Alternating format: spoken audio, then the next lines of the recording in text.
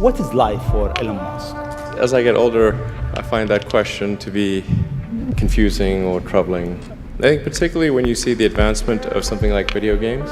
Like say 40 years ago, the most advanced video game would be like Pong, where you had like two rectangles and a dot. But now you can see a video game that's photorealistic and millions of people playing simultaneously, and you see where things are going with virtual reality.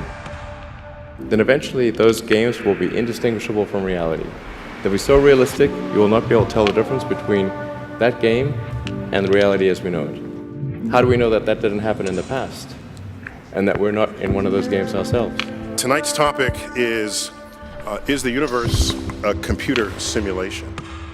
We've got some highly thoughtful, talented, respected people to weigh in on this. The more I learned about later on as a physicist, the more struck I was that when you get deep down under the hood about how nature works, how can I be sure that this mathematical reality isn't actually some kind of game or simulation? In my research, I had found this very strange thing, error correcting codes. Error correcting codes are what make browsers work. So why were they in the equations that I was studying about quarks and leptons and supersymmetry? And that's what brought me to this very stark realization that I could no longer say that people like Max were crazy. So you're saying as you dig deeper, you find computer code writ in the fabric of the cosmos.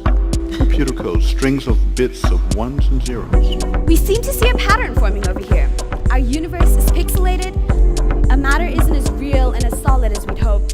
Our reality can be shut down, and we are ultimately informational, virtual beings so comparable to a computer program that it isn't a big jump to accept that we are possibly, no, we are probably living in a computer simulation. You sold a gun to a murderer so you can play video games? Yeah, sure. I mean, if you spend all day shuffling words around, you can make anything sound bad, Morty. Here, check this out.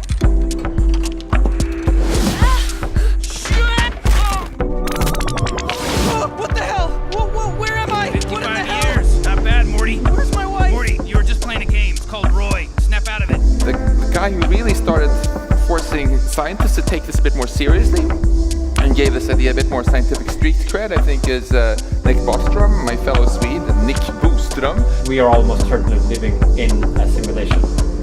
It's a little bit complex, but it's really not more complex than most educated people could probably get their heads around if they thought about it for half an hour, kind of, if they actually tried. There's this interesting argument by your colleague at Oxford, Nick Bostrom. He argues that the notion of a simulated universe, what do you think about that? I can't see how you could refute it. I mean, I can't see how you would actually be sure that we're not.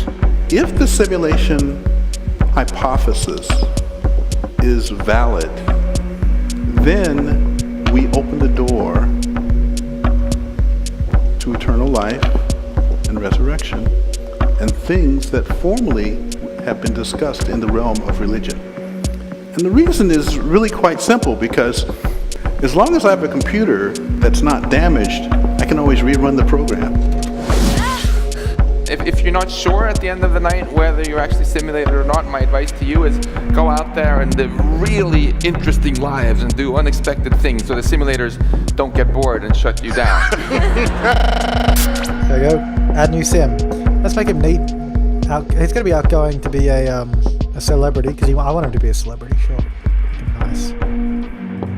Oh my god. That is freaking hilarious. What are you doing?